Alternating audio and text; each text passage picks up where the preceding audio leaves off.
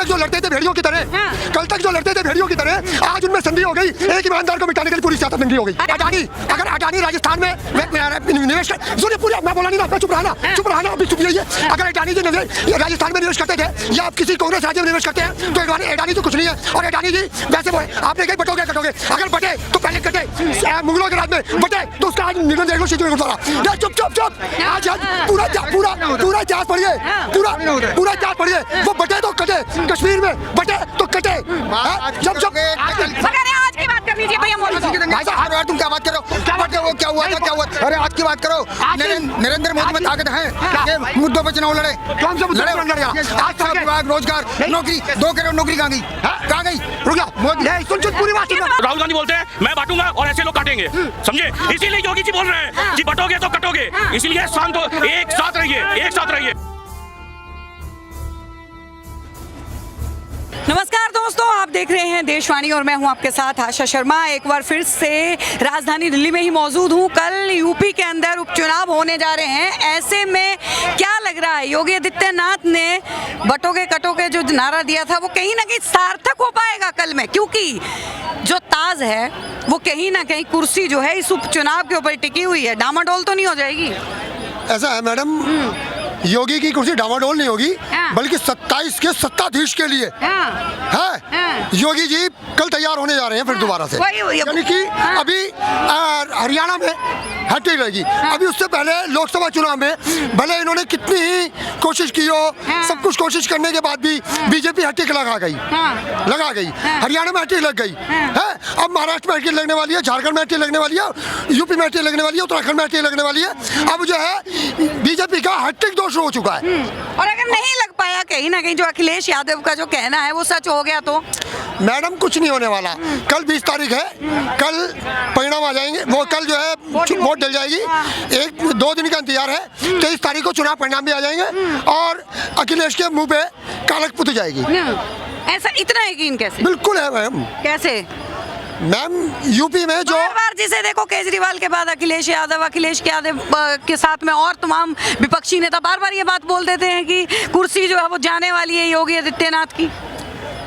सारे चोर मिलके इकट्ठे हो गए, उससे कोई फायदा नहीं। ताकत तो हुई, कोई लकड़ी में ताकत होती है, एक सिंगल लकड़ी में नहीं। अब एक बात तो सुनिए, इकट्ठों में ताकत होती है, उन इकट्ठों में इकट्ठे है कहाँ? वो इकट्ठे है कहाँ? हरियाणा में वो अलग हो गए, दिल्ली में इलेक्शन आ रहा है, दिल्ली में वो अलग होंगे, महाराष्ट्र में भी वो ढंग से लड़ नहीं पा रहे, साथ में मिल गए। वो इकट्ठे होने के बाद भी इकट्ठे है तो नहीं।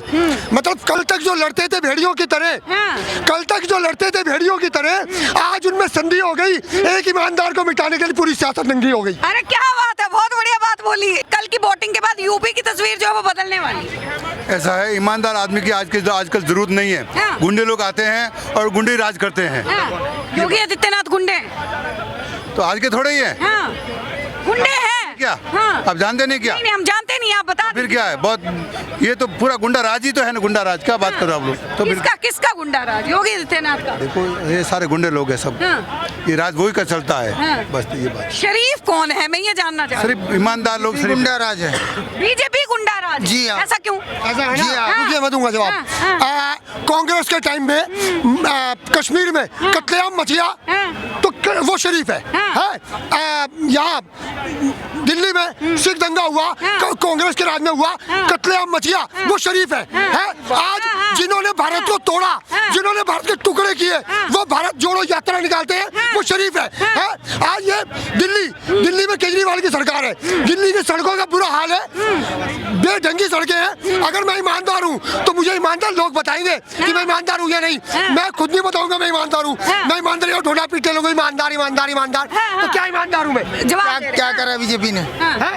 बीजेपी ने क्या करा? उनके सवाल का जवाब, पहले उनका सवाल। बात का जवाब दे रहा हूँ। मैं बताऊँ, हमारा देश का जो प्रधानमंत्री है नरेंद्र मोदी जी, उनको इतनी बोलने की अक्ल नहीं है कि वो कह रहे तुम्हारी बहन बेटी को ले जाएंगे। अरे तुम पहले मेरी बात सुन, वो सत्ता में किस लिए बैठे? पुलिस फोर्स सब उनके पास, कैसे ले जाएगा बहन बेटी को? रुको। अरे यार उनका सवाल पूरा होने दीजिए। बोलिए। बोलो। ठीक है, बटेंगे तो कटेंगे, किसको बोल रहे हैं? अरे एकता बनानी है कि तुम काट रहे हो बांट रहे हो, क्यों काट रहे हो बांट रहे हो? हाँ, अब फिर मोदी जी कहते हैं एक रहेंगे सेफ रहेंगे, अडानी जी और मोदी सेफ रहेंगे, ये दो ही है। अडानी जी और मोदी जी, देखिए बहुत बड़ी बात बोली है, राहुल गांधी बात अडानी, अगर अडानी राजस्थान में निवेश कर, सुनिए पूरी, मैं बोला नहीं ना, मैं चुप रहा ना, अभी चुप यही है।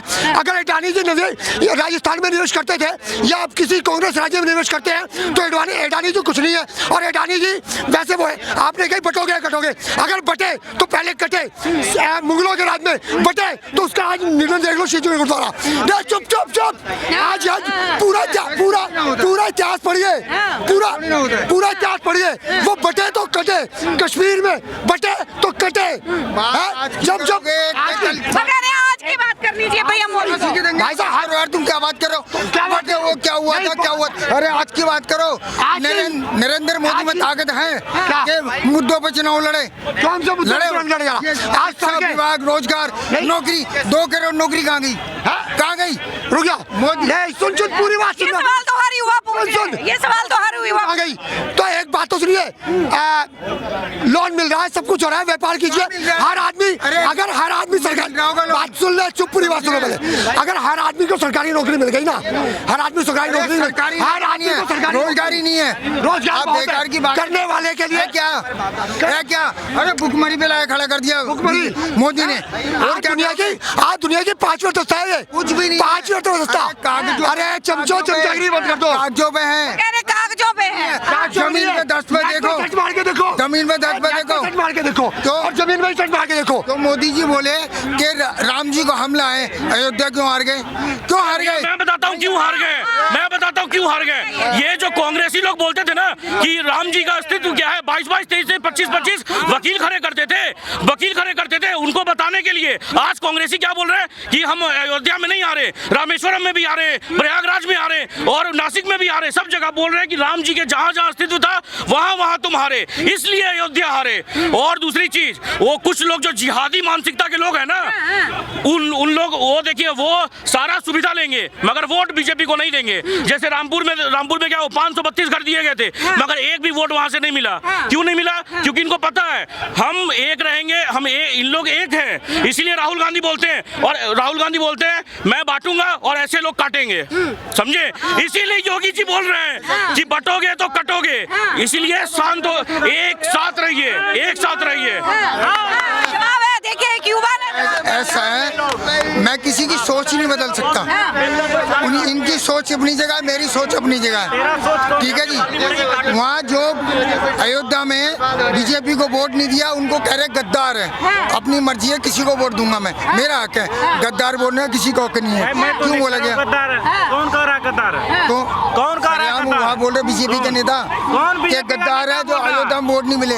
यार बेकार की बात कर दो भाई, तुम्हें मोदी अच्छा लगता है, मुझे पसंद नहीं है, कौन? साफ बात है, मोदी बीजेपी सरकारी पसंद नहीं है। मैं आपको मना कर रहा हूँ कि बीजेपी में रहो, आपकी अपनी चॉइस है, हम भी अपनी चॉइस है। चॉइस की नहीं होती बात, चॉइस की नहीं होती मैम, बात है कि डेवलपमेंट की। अगर कोई आदमी डेवलपमेंट कर रहा है, डेमोक्रेसी का मतलब ये नहीं होता है कि for the government by the government through the, sorry, for the people by the people through the people. Democracy का मतलब होता है कि अगर कोई सरकार अच्छा काम कर रही है तो मेरा हक बनता है कि मैं उस सरकार को सपोर्ट करूं। क्या किया, सुनिए क्या किया। एक एम्स से पहले, समझे, 6 का शिलान्यास, तो ये 3 तो इन्होंने अटल बिहारी वाजपेयी ने बनवाया, उसके बाद में 3 और का शिलान्यास करवाया, मतलब 6 एम्स ये अटल बिहारी वाजपेयी ने बनवाया। अभी क्या है, अभी का नंबर क्या है? पहले 2014 से पहले 7 एम्स थे, अभी 24 एम्स थे, समझे। 23 IIT 7 थे, अभी 23 IIT है।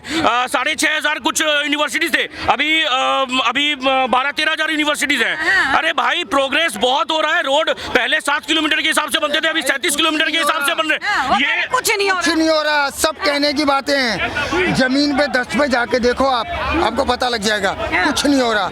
इनसे एक गरीब आदमी को क्या मिल रहा है, मुझे बताओ ना क्या मिल रहा है? पर कैपिटा इनकम इनकम हमारी डबल हो गई है। पर कैपिटा इनकम जो 85,000 की थी अभी 1,72,000 हो गई है। मगर इनको नहीं पता होगा जीडीपी जो सुनिए अरे भैया कोई कागज पे नहीं है, कोई कागज पे नहीं है। अगर हमारा जीडीपी 3.75 ट्रिलियन डॉलर हो गया, फॉरेक्स रिजर्व हमारा $100 से $705 हो गया, ये हो गया, तो भाई काम हो रहा है इस देश में, नहीं कैसे हो रहा है? अरे आज अगर आप अंध विरोधी चमचे की तरह खाली सोनिया गांधी की जय करेंगे, एक बार डांसर का मतलब क्या है इस देश में? अरे भाई आप पट्टी हटाइए ना, गांधारी के पति मत बनिए आप। आपने क्या कहा? साली सोनिया गांधी, तमीज है आपको? बोले साली सोनिया गांधी मैंने कहा।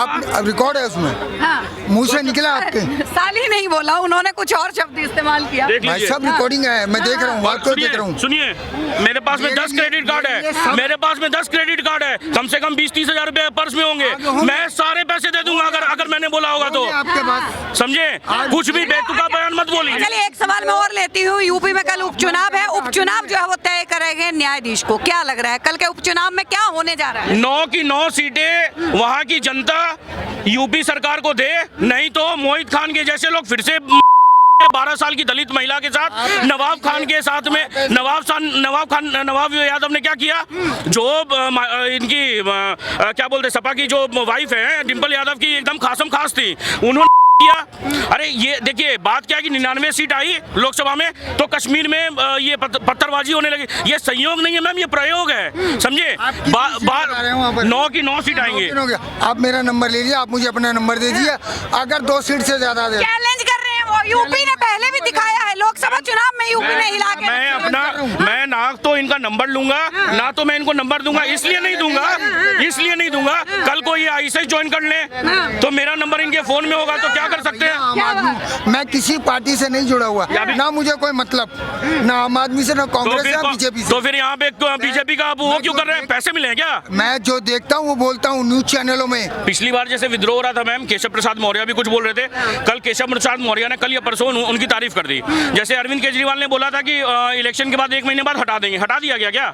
मैम बात क्या है ना कि अगर हटा दें, बीजेपी अगर योगी जी को हटा देते हैं तो मेरे ख्याल से बीजेपी पूरा खत्म हो जाएगी यूपी में। और अगर योगी जी अपना पार्टी बना लेंगे ना तो वो खुद 400 सीट ले आएंगे, अकेले योगी जी ले आएंगे, अकेले योगी जी में सामर्थ्य है। और ये जो हंस रहे हैं ना भाई साहब, योगी जी ऐसे सीएम थे जो दोबारा चुन के आए हैं, ऐसा कोई सीएम नहीं था जो दोबारा चुन के आया था। जो भी मिथ था ना कि यहाँ नोएडा चले जाओगे या कहीं मथुरा चले जाओगे तो हार जाओगे, वो सारा मिथ उन्होंने तोड़ दिया।